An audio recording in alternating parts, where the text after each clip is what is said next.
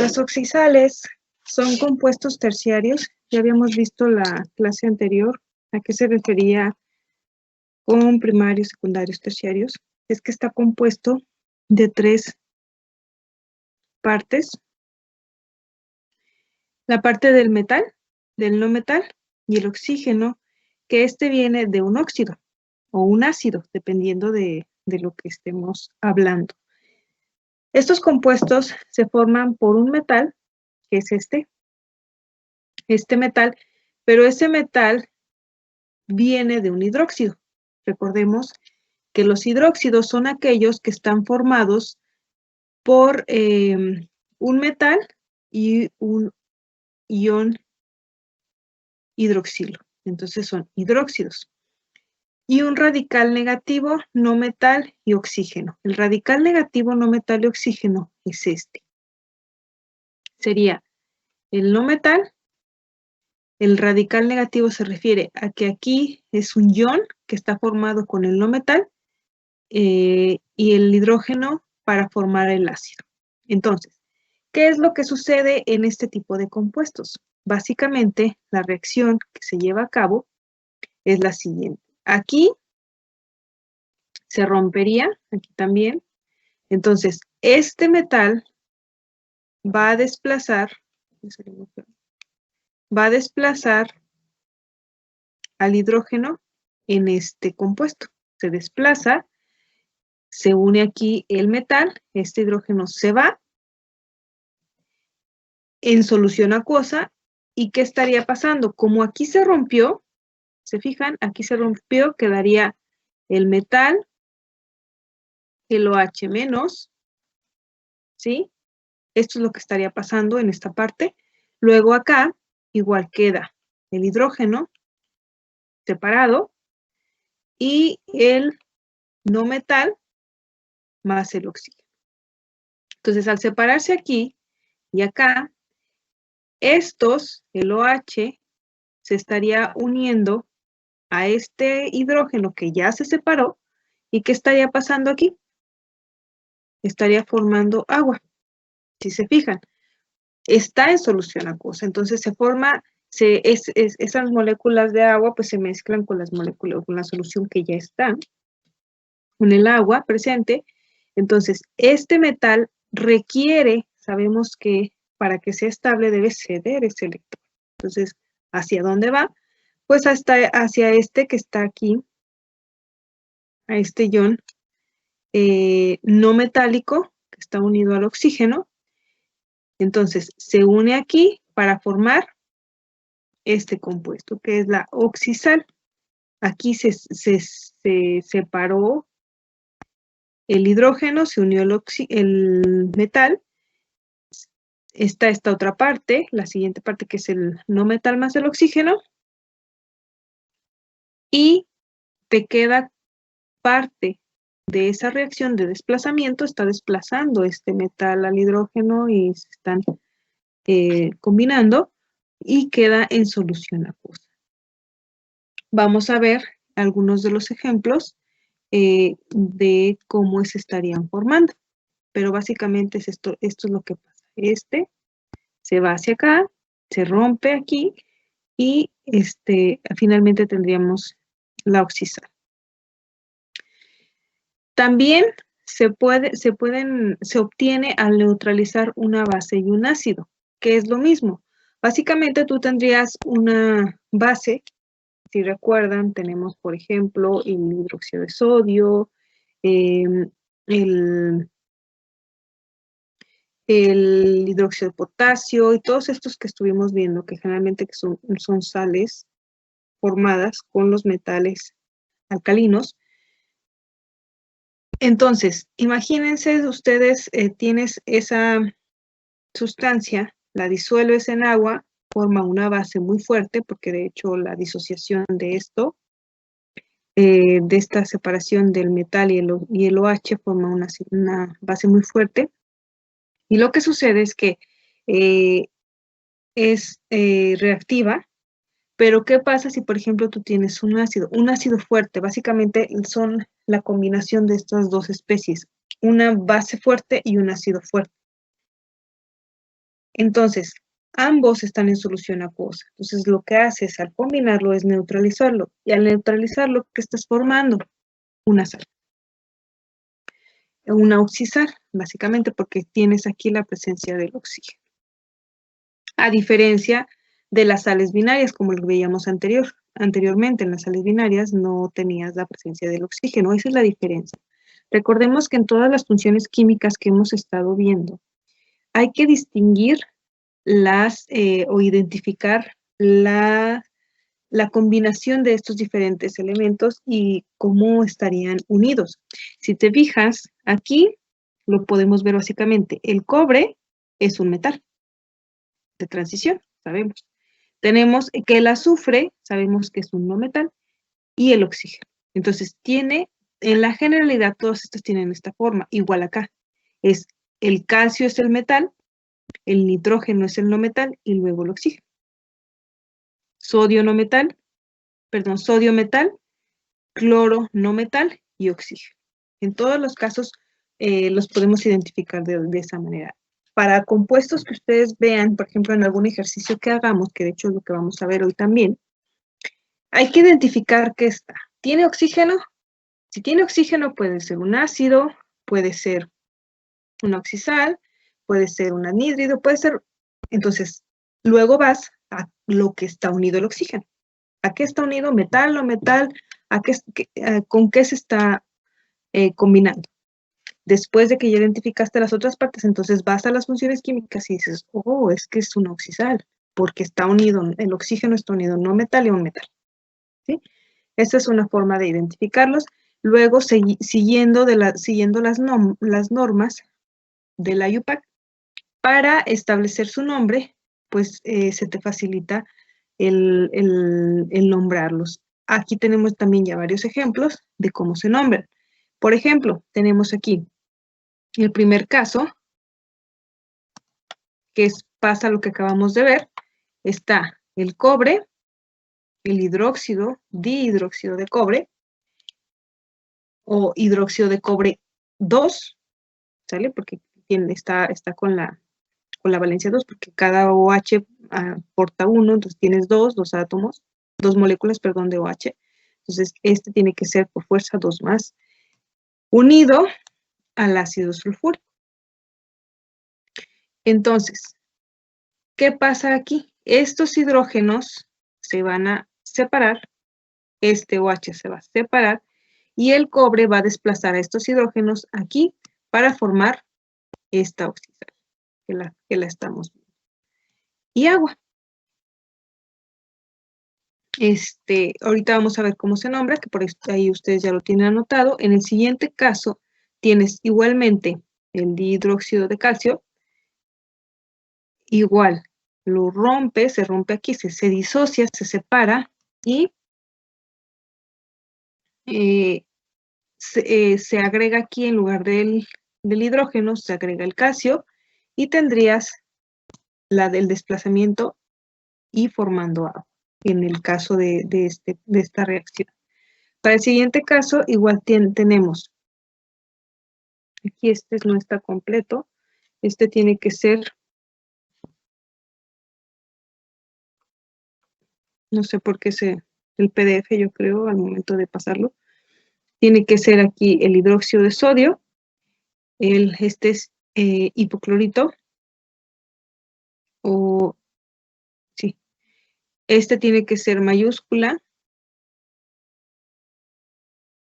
tendría que ser mayúscula aquí, igual, pasa lo mismo, se separa, también se separa, y esta forma me parece que es clorito de sodio, no recuerdo bien, y faltó aquí el H2O. No sé por qué porque no está, en realidad no forma hidrógeno gaseoso, está en solución acuosa. ¿Sale? Entonces, de esa manera, si pueden ahí corregir esta parte, yo me imagino que si vieron que había ese error, porque si no, no sería, no pertenecería a este tipo de compuestos, de oxisales. Es el hidróxido de sodio, aquí es cloro mayúscula, la C pues mayúscula, se va, se desplaza aquí y forma agua, o está en solución acuosa. Sale del agua que es formada, pues sigue estando ahí presente en la solución, porque estos están en solución acuosa, ¿sí? No estarían en su forma pura. ¿Dudas hasta aquí?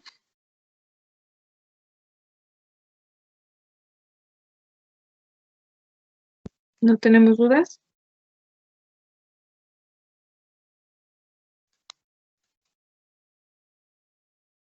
Ok. Voy a pasar entonces a cómo se nombran los oxidales. De acuerdo con la UPAC, reconoce como válido el sistema Stock. Recordemos, el sistema Stock es aquel que pone entre paréntesis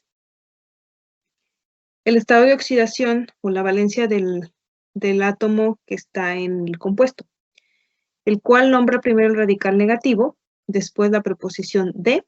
El radical negativo sería esta parte de acá, la que está en el oxígeno o la parte que tiene oxígeno. Recordemos, el radical negativo sería esta.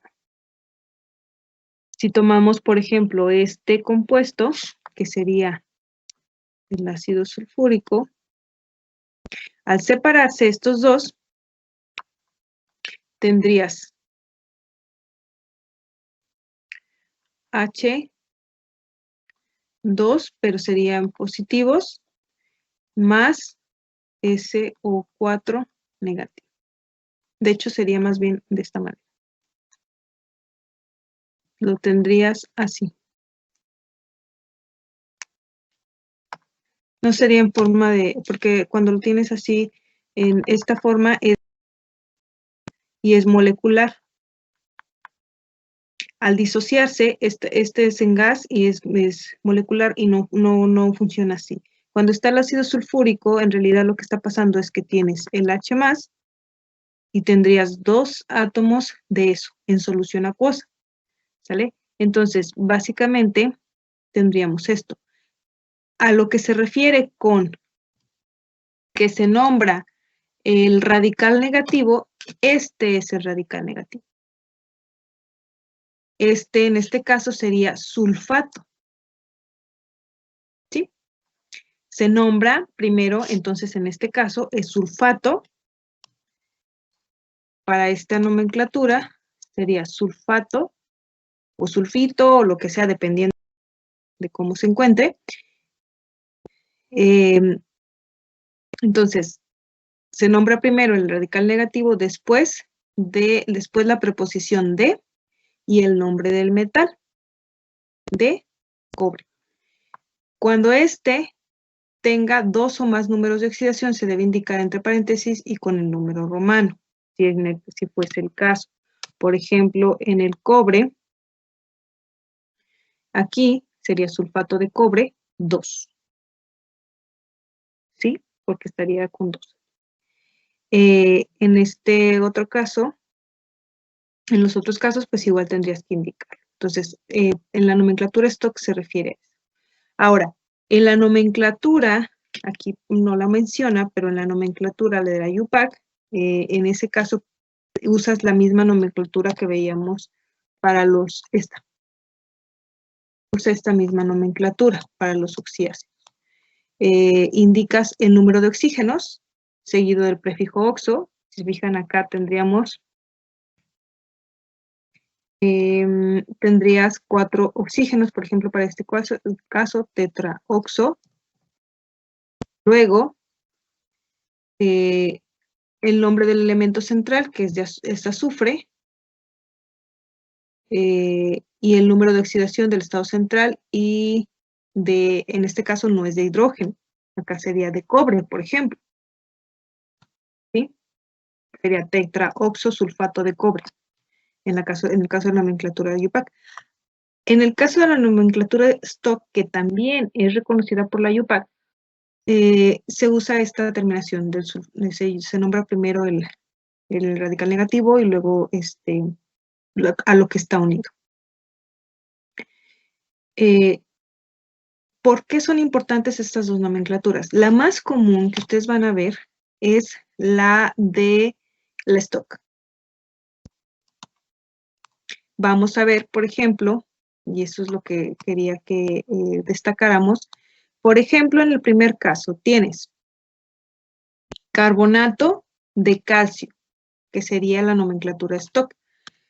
Si lo analizamos como si fuese un radical negativo, tendrías calcio 2 más.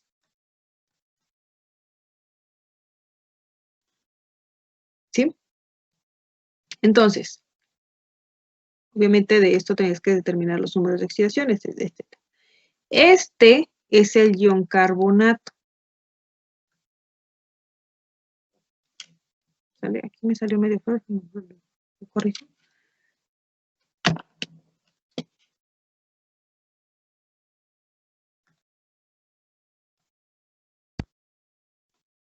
Este es el ion carbonato. Entonces, por eso pones carbonato de calcio. En la nomenclatura de la IUPAC, nombras ahora para este mismo compuesto, tenemos 3 oxígenos, por eso es tri-oxo, igual, pones la terminación del radical, que sería trioxocarbonato.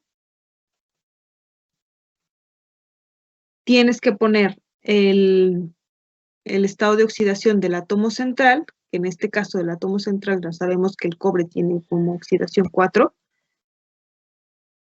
trioxocarbonato de calcio.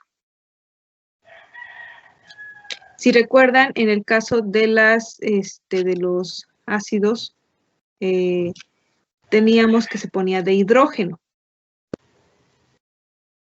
Pero aquí no es un hidrógeno, es un metal. Por eso se usa esa nomenclatura. Entonces tienes, sería carbonato de calcio en la stock, y en el otro caso pones trioxo por los 3 oxígenos, carbonato por el carbono central, pones su valencia, estado de oxidación con el que está el carbón, y luego mencionas a el metal con el que está unido. ¿Vale? Esas son las 2 distinciones que tenemos que hacer. Y lo podemos ver para los demás ejemplos. En el caso de la nomenclatura tradicional, pues nada más es carbonato de calcio. Igual que sigue las reglas de la nomenclatura stock. El siguiente ejemplo nos menciona, si lo identifican, igual tienes el oxígeno, pero en este caso es un solo oxígeno. Entonces, por eso pones mono, de acuerdo con la nomenclatura de IUPAC, mono, oxoclorato, oxo por el oxígeno, cloro por el no metal, la terminación ato por la valencia en la que se encuentra, de sodio. No, en el siguiente caso, sí, perdón.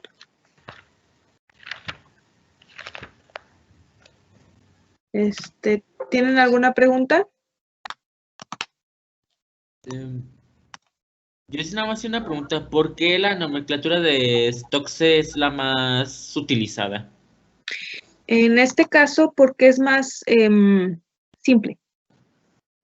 Oh, yeah. Si te fijas, es mucho más sencilla o más fácil de ubicar que en el caso de los otros. En la mayoría de los casos, la IUPAC es la que define las reglas, pero reconoce el stock porque en muchos compuestos ya tenían esos nombres antes de que se estableciera esta institución, esta unión como institución y dictara las normas. Ya había nombres comunes y muchos ya se quedaron así. Se usa más la stock por la simplicidad. Si te fijas comparado con la IUPAC y el caso del stock, la IUPAC tiene como más, aunque sea más exacta, más reglas. ¿Sí me explico? Tienes que poner la cantidad de oxígenos, el prefijo oxo, luego la terminación ato, luego tienes que poner el estado de oxidación y luego decir de qué metal es. Entonces, esas reglitas pueden resultar más complicadas y un poquito más confusas que, por ejemplo, en el caso de la stock. La nomenclatura de la IUPAC es la más correcta, por así decirlo, pero la IUPAC reconoce la stock. Entonces, ambas serían correctas. Si tú usas la nomenclatura de stock, está bien. Es correcto porque es nomenclatura IUPAC. En el caso de la tradicional, la mencionamos porque existen algunos todavía casos en los cuales se usa o todavía podrían encontrar la nomenclatura tradicional. Y a lo mejor tú dices, hacer esa distinción, si tú dices, bueno, es que a mí en química me dijeron que este era cromato de cobre. A ver, ¿por qué aquí dice cromato cúprico, por ejemplo? Bueno, porque a lo mejor está en la nomenclatura tradicional, por eso es importante que las veamos todas. Pero esta ya está en desuso, que lo podrían encontrar, sí, pero ya no es normada. Entonces, en el caso de los siguientes ejemplos, igual, mencionas el tetra, por ejemplo, en este caso son 4 oxígenos, y mencionarías como tetraoxocromo, terminación ato, referido al ion, 6, que sería la valencia, y nos dice que es de cobre. Este está mal. El cobre, recordemos que no puede tener esas valencias. Parece que el cobre solamente puede tener 1 y 2. Entonces, aquí se equivoca. Es como un error de dedo del mismo PDF. Es 2. ¿Sale? Ese está mal. Como que se les traslapó de acá.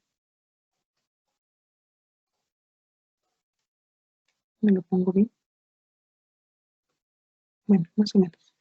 Ok, entonces, tendrías el tetraoxocromato de cobre, 2. El 6 se refiere al estado de oxidación del cromo y el número romano 2 se refiere al cobre. Y si lo vemos acá en la nomenclatura stock, tenemos cromato de cobre 2. Acá no se hace referencia al estado de oxidación del cromo, sino más bien del metal.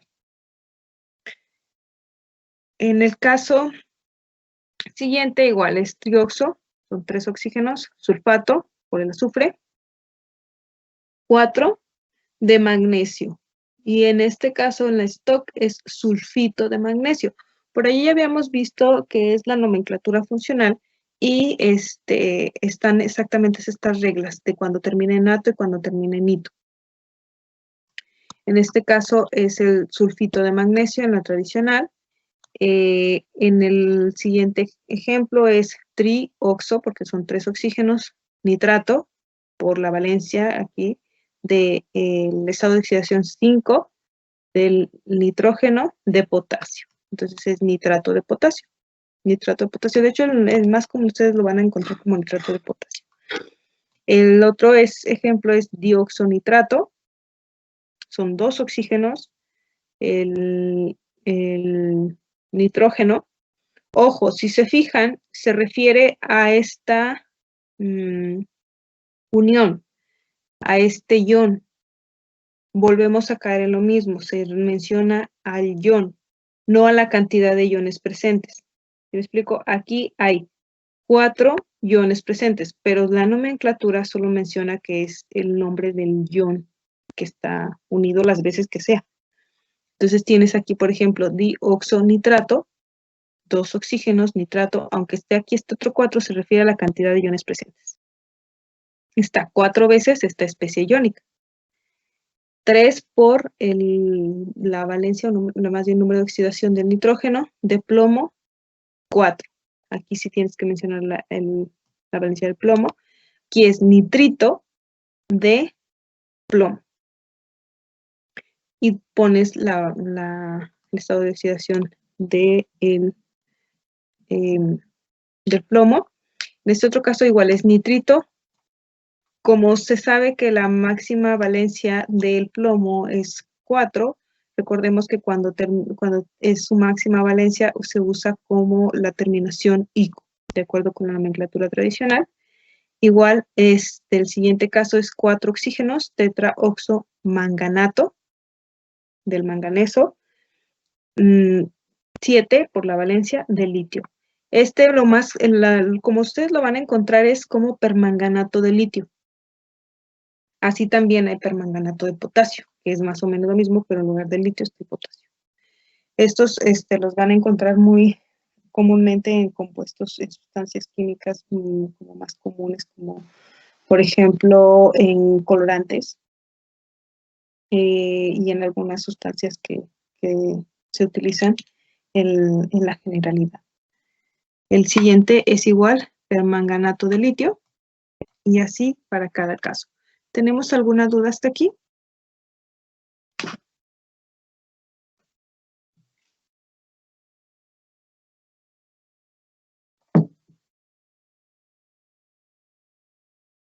No, voy a continuar. El siguiente caso son los peróxidos. ¿Sí me iban a hacer alguna pregunta? ¿No? Sí, perdón, es que parece que ¿Sí? no ha prendido el micrófono. ¿Sí? En la tabla de la... sí. ¿Cualquiera de las tres formas es correcto de llamarlo o nos va a pedir usted específicamente alguna? Principalmente, de hecho, la tradicional es nada más para que la conozcan. Principalmente es la UPAC y la STOC. Esta sería cualquiera de estas dos. Utilizar mucho. No, a menos de que te lo pida. Te digo, a ver, a menos de que se haga la referencia. Usa la nomenclatura tradicional para el nombre de tal. Pero es que aunque a lo que me refiero es que la vemos porque por ahí puede existir todavía sus compuestos que de manera común se quedaron así con ese nombre, como en este caso el carbonato de calcio. Si te fijas, la tradicional pues lo sigue nombrando así y se usa en las otras nomenclaturas. Pero, por ejemplo, el plúmbico, el oso y todo eso, todos esos ya están en desuso. Entonces, resultan un poco más confusos. A menos de que se los pida, tendrían que usarlo, pero principalmente vamos a usar estas dos. Se aceptan como correctas la UPAC y la STOC. Sí. Okay. Sí, porque es la manera en la que fácilmente los vas a encontrar. Por ejemplo, si tú haces una cotización de alguna de estas sustancias, hay varios laboratorios específicos para que te venden sustancias químicas, no te las venden así como así. Tienes que ser una institución, te registras y te dicen de qué institución eres, te lo mandan a la institución o te lo mandan a tu casa, por ejemplo. Yo he comprado sustancias para el laboratorio y tienes que registrar a la universidad y llegan a la universidad. Entonces, hay varios laboratorios que te los venden. Por ejemplo, Sigma Aldrich, el otro no me acuerdo, que Lab, no sé qué, no recuerdo. Que son organizaciones que están reglamentadas y que te venden estas sustancias. Tienen su base de datos y lo que tendrías que hacer es poner el nombre correcto, ya sea en stock o en la UPAC. Entonces, si por ejemplo tú necesitas algún precursor para desarrollo de un material conductivo, por ejemplo, necesitarías una sal de hierro, una sal de cobre, una sal de antimonio, no sé, de alguna sustancia que sea conductiva, plomo incluso, más bien platino, perdón, que son altamente costosas, tendrías que ponerle el nombre que es, si no, no lo vas a encontrar. Por eso es importante esta parte. Entonces, volviendo al tema, esta, UPAC y STOC, principalmente, a menos de que les diga tradicional, pero no, vamos a usar solamente estas dos. Vamos a pasar ahora a los peróxidos. Si recuerdan cuando veíamos los estados de oxidación, para determinar el número de oxidación, definimos, o se definió en ese momento, que el oxígeno en los peróxidos es el caso en el que el oxígeno tiene solamente es cuando tiene un estado de oxidación 1 negativo, una valencia negativa, uno solo, porque generalmente, si recuerdan, en todos los demás compuestos, su valencia es 2 negativo. En el caso de los peróxidos es 1 negativo. Entonces, en estos casos, este grupo tiene su característica fundamental, eso que les decía, que el oxígeno es uno negativo por cada átomo presente. Si hay 2 átomos de oxígeno, pues serían 2 cargas negativas, obviamente. Están formados por el elemento metálico y el oxígeno. En este caso sería, por ejemplo, en el primero sería el peróxido de hidrógeno, el primer ejemplo. Ahí tiene un comportamiento un tanto metálico el hidrógeno, sí, el hidrógeno algunas veces puede comportarse, recordemos que el hidrógeno tiene esa característica que es multifacético y hace lo que quiere, se comporta como no metal, como gas, como puede estar en forma líquida, puede ser un no metal, puede ser un metal, puede generar, o sea, puede tener múltiples comportamientos. Es el único caso. Nosotros, si es un metal, es un metal. Se acabó. Si es un no metal, igualmente. Entonces, para nombrar estos compuestos, primero se nombra la palabra peróxido. Estos son de los más sencillitos de nombrar. Fácilmente tú nada más pones peróxido, seguida de la palabra de y el nombre del catión. El catión, recordemos que es la especie positiva que está aportando el electrón o los 2 electrones que sean con los que se está uniendo al oxígeno. Otra particularidad importante es que en los peróxidos tú vas a encontrar 2 oxígenos presentes. Como en el primer caso tenemos el peróxido de hidrógeno, el agua oxigenada que usamos comúnmente. El agua oxigenada está presente en muchas sustancias químicas con las que convivimos generalmente en sustancias antisépticas. Ahorita pues el agua oxigenada pues se requiere, se ha requerido para hacer líquidos para la limpieza. Si por ejemplo tú dices, es que yo no tengo gel para estarme limpiando las manos en caso de que salga o lo que sea ahorita por la situación de la pandemia en la que nos encontramos, que debemos de tener mucha precaución con lo que tocamos, con quién estás, debes de guardar mucha distancia y que tienes que estar limpiando las manos y que a veces no hay agua y jabón. Una solución para esto es mezclar alcohol y agua oxigenada. Ambos, la solución o la mezcla de estas 2 sustancias es un potente antiséptico para la limpieza, para desinfectar superficies. La ventaja es que no te va a generar corrosión, se evapora, te desinfectó y ya quedó. El agua oxigenada se utiliza mucho también, bueno, como les decía, para limpieza, limpiar heridas, para sustancias, por ejemplo, como perfumes, algunas sustancias que se usan de uso personal. Creo que incluso pastas de dientes tienen peróxido. Algunas cremas, más bien soluciones que se ponen en la cara, pueden tener peróxido. Es muy utilizada. Los tintes tienen peróxidos, porque eso te ayuda a decolorar de quitar el color del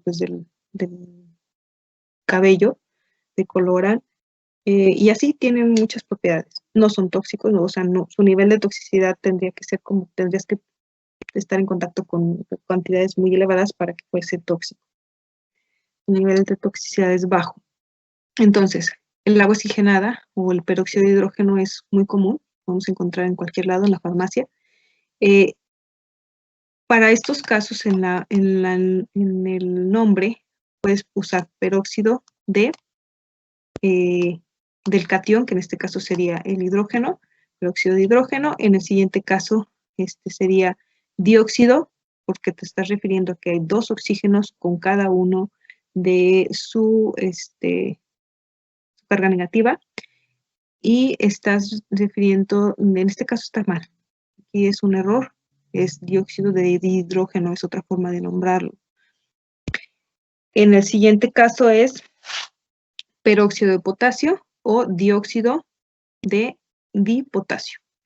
El otro caso es dióxido de calcio, peróxido de calcio, peróxido de bario, dióxido de bario, es la misma nomenclatura, peróxido de litio y dióxido de dilitio, por la cantidad de iones presentes. ¿Tenemos alguna duda hasta aquí? De esta parte.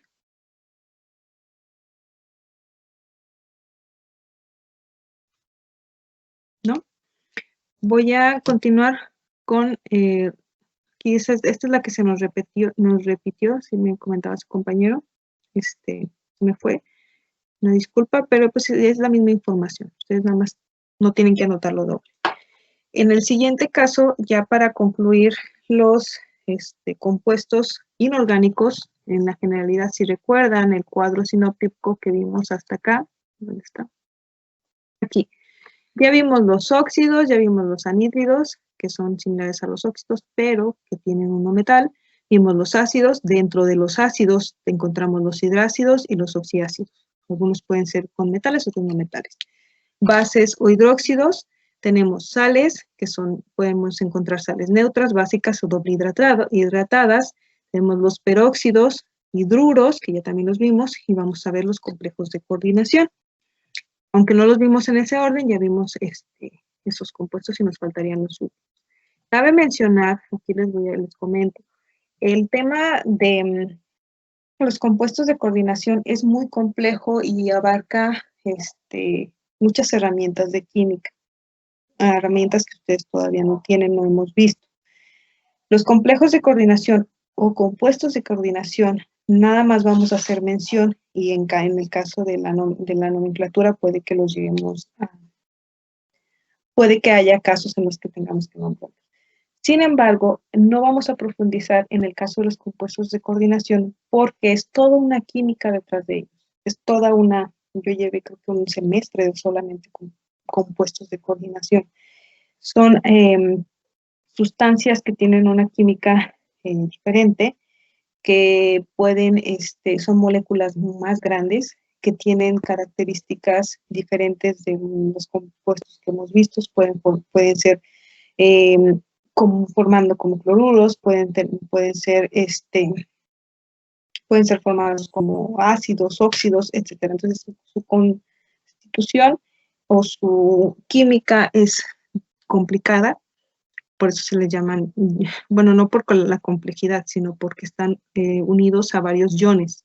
Son varios iones unidos con estructuras particulares que pueden tener electrones libres y eso les atribuye características importantes. Por ejemplo, de los compuestos de coordinación o compuestos complejos importantes en la naturaleza que podemos encontrar está, por ejemplo, la hemoglobina. La hemoglobina de la sangre es un compuesto de coordinación porque tiene dos dientitos. En esos dientitos los dos dientitos, me refiero a los dos electrones que tiene libres, puede unir por un lado el hierro y por otro lado, al depositar el hierro, absorbe oxígeno y así lleva el transporte.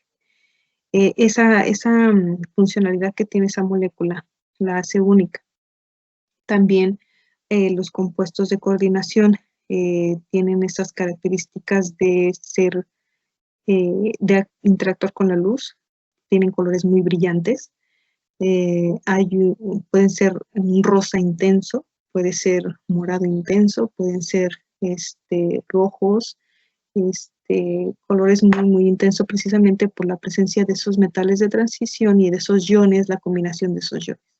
Entonces, dicho esto, les comento, nada más vamos a ver de manera muy general de qué se trata de estos tipos de compuestos, pero no los vamos a ver a detalle porque eso es todo un curso completo. Compuestos de coordinación, sus reacciones, interacciones, tiene su nivel de grado de complejidad y ustedes todavía no, nos falta ver más para que podamos llegar a esta parte. Entonces, estos se llaman complejos también porque están unidos con varios iones. Se les llama complejos de coordinación o iones complejos. Se forman con el catión y el ion complejo. Ahorita vamos a ver. Tenemos, por ejemplo, este sería el catión, esta parte de acá, y este es el ion complejo. ¿Por qué es un ion complejo? Porque está unido, está aquí, tiene varias uniones entre dos iones, pues el ion cloro y el ion amonio. Entonces, este ion está unido de una manera particular que se le denomina amina. Es una amina, NH3, y tienes dos, entonces tienes diamina. Por eso les digo, es un tanto, a lo mejor su nomenclatura va a resultar un poco más difícil. No vamos a entrar mucho a detalle y creo que en los ejercicios no viene ninguno de estos, nada más por mencionarlos. El ion complejo está formado por el catión, como les decía, al igual se le unen varios ligandos. Los ligandos son estos, el cloro y los de estos dos iones amino. El catión del complejo es un elemento de transición. Aquí tenemos la plata, que es el elemento de transición. Acá tenemos el cobalto y así sucesivamente. Platino, níquel. La nomenclatura, si el ion complejo es negativo, por eso les digo, es como difícil, porque tienes que primero saber si el ion es negativo o positivo. Si el ion complejo es negativo, si te fijas acá, esta es la parte compleja, lo que está de este lado, se nombra primero y si el ion complejo es positivo, se nombra al final. No, más bien está al revés. El ion complejo es esta parte de acá. Este es positivo y acá esta es la parte negativa. Estos compuestos, como todos los demás, están formados fundamentalmente por dos partes, la parte positiva y la parte negativa. Aquí vamos a identificar, por ejemplo, aquí. Esta es la parte negativa de este lado y esta es la parte positiva de este lado. Entonces, si vamos a la nomenclatura, como el ion complejo es positivo, aquí se va a nombrar hasta el final. Si el ion complejo es positivo, se nombra al final. Y aquí vamos a ver. Si te fijas, nombras hasta el final la plata. Acá, si se fijan, ahora aquí en este caso del níquel, el ion complejo es negativo. Aquí, en este caso. Entonces se nombra primero. Primero nombras la parte del ion complejo y luego nombras la parte que es la parte positiva. Este es el ion complejo. Lo que está entre corchetes es la parte del ion complejo. Acá está también, por ejemplo. Esta es la parte negativa y esta es la parte positiva. Les digo, tiene su grado de dificultad. Entonces, vamos a identificarlos. Por ejemplo, les decía en el primer caso, este es el ion complejo, lo que está en corchetes, es la parte positiva, entonces lo nombras al final. Por lo tanto, como se nombra al final, se nombra primero si es negativo, pero en este caso es positivo. Si el ion complejo es positivo, se nombra al final. Por eso lo pones como diamínplata al final, 1, por el estado de oxidación de la plata. Entonces nombras como cloruro de diamín, que es esta, es como están unidos estos dos a la plata, diamín, plata. Plata 1. En el siguiente caso, igual tienes cloruro de dibromovis, que tiene aquí 2. Este es el doble, el complejo enlazado. Esta EN se refiere a un compuesto que es una molécula muy grande, que es la etilendiamina. Son 2 aminos unidos a carbonos hidrógenos. Es una molécula muy grande, por eso no se pone completa. Ya es conocida como etilendiamina. Son 2 iones amino, que es NH3, unidos a 2 carbonos hidrógenos. Entonces, es cloruro, dibromo-bis, etilendiamina, cobalto 3. Tienes que nombrar el estado de oxidación del cobalto. En el siguiente caso, si se fijan, está al revés. Ahora esta parte del complejo es la parte negativa, están entre corchetes, y la parte positiva es del otro el ion metálico. Entonces, tienes dicianoniquelato bisoxalato. Es complejo nombrarlos. Tienes la primera parte es diciano, el ion cianuro es no, perdón, es CN, el que está unido hacia 3, y tiene aquí 2 y aquí tiene 1. Este es el ion cianuro. Entonces tienes 2 diciano, níquel, si te fijas tienes 2 ahí, unidos al níquel. Oxalato, el oxalato, déjenme recordar, creo que es 0 o 3 o 4, no es 4. Este es el ion oxalato. Este es el ion oxalato que nada más está nombrado como ox, entre paréntesis, si tienes 2, esos 2 de estos. Dicianoníquel bisoxalato 2, que se refiere a los 2, a la valencia 2 del níquel. Potásico, unido pues al potasio. En el siguiente caso tienes 2, aquí es otra combinación un tanto extraña, aquí tienes 2 compuestos, 2 iones complejos unidos. Entonces tienes que nombrarlos los 2. Si se fijan, aquí ya no se pone de uro o lo que sea.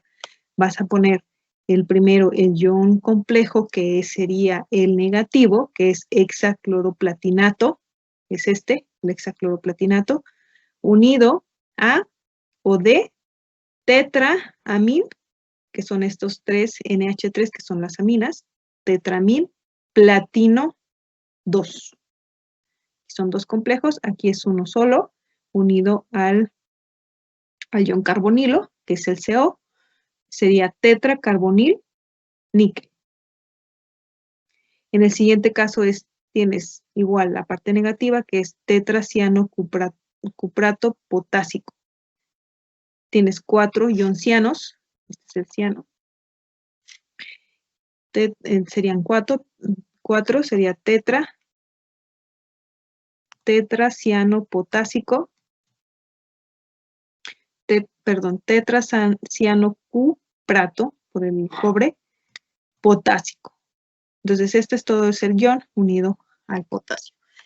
Si se fijan, pues es un tanto complicado nombrarlos. Tienes que identificar hacia dónde está el complejo, si es positivo, negativo, cómo están ordenados.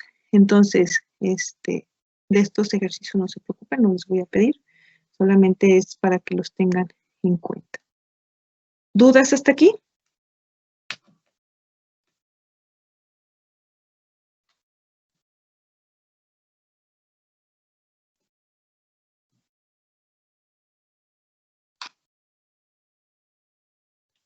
¿No tenemos dudas? Voy a borrar estos rayones. Quedó un poco amontonado. ¿No hay dudas en ningún caso? Tips importantes para identificar las funcionalidades. Volvemos al caso que veíamos, a todos los otros casos. Tú te identificas de qué está compuesto. Por ejemplo, aquí tienes un ion cloro, está negativo. Esta obviamente va a ser la parte positiva. En este caso, pues es complicado, pero si por ejemplo vamos a los que ya vimos, uno como está, por ejemplo, aquí, como digamos, lo tienes ahí, dices, ¿de qué está compuesto? Entonces tenemos, este es un no metal, este es un metal. Entonces, si está unido un no metal y un metal, ¿qué es? Una sal binaria. No metal y un metal. Y así para cada caso. Vamos a resolver, o lo que queda de la clase, van a resolver estos ejercicios. Estas son preguntas de teoría, tanto preguntas como de repente de análisis, hay que analizar. Tenemos los siguientes casos. Aquí hay que, ustedes tienen las diapositivas. en este otro tiempo que nos falta para terminar la sesión, vamos a ver dudas de lo que te está preguntando. En el primer ejercicio te dice, ¿cuántos iones sodio serán necesarios para neutralizar la carga del ion sulfuro? Entonces tú vas a la tabla periódica y tú dices, ¿cuál es el ion sulfuro? Entonces, vas, identificas el ion sulfuro, como ya los hemos visto, y dices, entonces, ¿cuántos iones sodio necesito para el sulfuro? ¿Cuál es la valencia o el estado de oxidación del azufre? Voy, identifico y digo, oh, necesito tantos. Eso es lo que te está preguntando. ¿Cuántos iones cloruro serán necesarios para neutralizar el ion aluminio? Entonces, recordemos los compuestos iónicos, los átomos iónicos o los iones de los elementos más comunes. Decíamos, el aluminio tiene una carga tal o tiene una valencia tal, entonces necesita ¿cuántos cloros? En el caso del siguiente ejercicio, la siguiente pregunta te dice, iones sulfato, ¿cuántos iones sulfato se requieren para neutralizar el cromo 6? Aquí ya te está diciendo. ¿Cuántos sulfatos? Recuerden cuál es el ion sulfato. Incluso vienen por acá. En la tablita de los iones comunes, les di, aquí está. Algunos de los comunes, el aluminio, por ejemplo, está por acá debe estar el ion sulfato. Sulfuro, aquí está, si te fijas. El sulfato, aquí está el ion sulfato. Por eso les di esta parte, porque la van a necesitar. Entonces dices, el ion sulfato tiene carga 2-, entonces ¿cuántos necesitará para neutralizarse? ¿Vale? Todas las herramientas para responder a las preguntas están aquí. A menos de que tengan alguna duda, me preguntan. ¿En qué proporción se tendrá que unir el ion calcio y el ion cobre uno más? ¿Cuál sería la relación? ¿Cuántos de calcio por cuántos de cobre? Es más o menos similar a lo que acabamos de ver, pero aquí me tienes que decir cuántos de cada uno. Siguiente caso nos dice, escriba fórmulas y nombres de los iones de los metales alcalinos. Fácil, ¿no? Vas a la tabla periódica, metales alcalinos. Oh, son estos son los iones y así se llaman. Escriba fórmulas y nombres de los iones halógenos igualmente, incluso creo que vienen en la tablita que les di. ¿Cuál es el número de oxidación del oxígeno en los peróxidos? Fácil, lo acabamos de ver. ¿Cuál es el número de oxidación de cualquier elemento en estado libre? Recuerden, es la primera regla de los números de oxidación, cuando determinas el número de oxidación. Siguiente pregunta es, el número de oxidación del hidrógeno en los hidrácidos es, ¿cuál sería su número de oxidación? Recuerden, vas a la función de esa parte, lo identificas. Siguiente pregunta nos dice, la suma algebraica de todos los números de oxidación de los átomos de un compuesto es igual a, eso también está en los números de oxidación.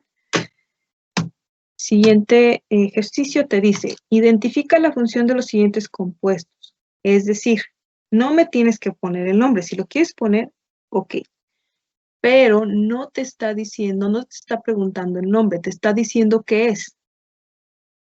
Es no metal más hidrógeno. Si es un no metal más hidrógeno, ¿qué es? Si es un no metal más un metal, ¿qué es? Un oxígeno más un metal, ¿qué es? Y así sucesivamente en este caso. Oxígeno, no metal, hidrógeno. Ion hidroxilo unido a un metal.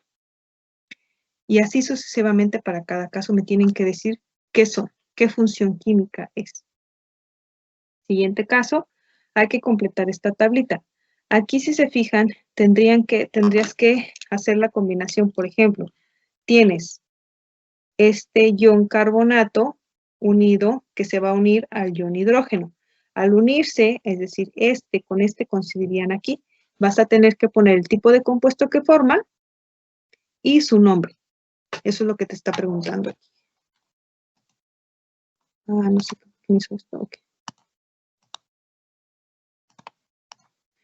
Sería compuesto que se forma. ¿Cuántos hidrógenos necesito para que este se neutralice? Tantos. ¿Qué es? Aquí les voy a dar, este se los voy a resolver para que no. Necesitas primero, tienes hidrógeno más CO3. 2 menos. ¿Cuántos necesitas? Si este son 2, necesitas 2, por lo tanto es esto. Al unirse, se estaría formando, es oxígeno, no metal, hidrógeno. Esto es un anhídrido. ¿Sale? Eso es lo que ustedes tienen que poner. Si es un anhídrido, ¿cómo se nombra? Entonces tú pondrías aquí. Si no les cabe, háganlo en un lugar, en una especie más grande, entonces tendrías.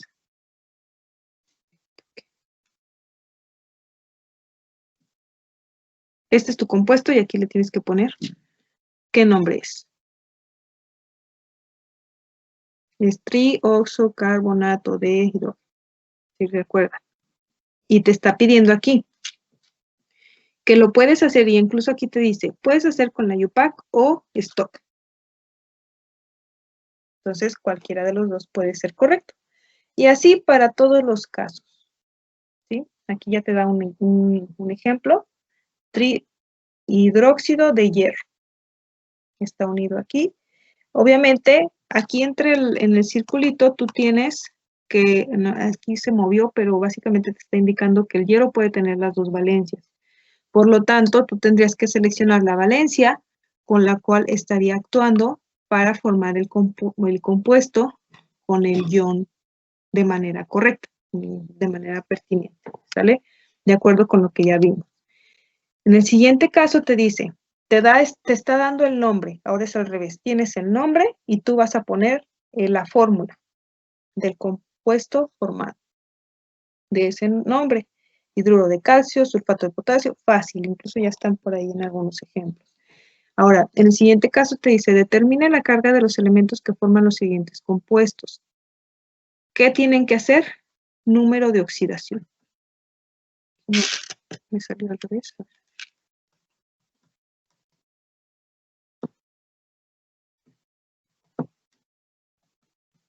Ojo, te está diciendo de los elementos, de cada elemento qué número de oxidación. Entonces tienes que determinar el número de oxidación de cada elemento. Si aquí son 4 oxígenos, no importa que sean 4, al final pues vas a tener a lo mejor 8 menos. Pero, ¿cuál es el estado de oxidación del oxígeno? Sería -2, ¿verdad? Y así para cada caso. En el siguiente caso te dice, clasifica y nombra los siguientes compuestos. Tienes que poner la clasificación, que es igual. Vas aquí, identificas oxígeno, no metal, metal. No metal, metal y oxígeno, ¿qué es? Es un oxisal, si se acuerdan, lo acabamos de ver hoy. Igual acá. No metal, hidrógeno. ¿Qué es? Y así para cada caso. Entonces me tendrían que poner aquí qué es y su nombre.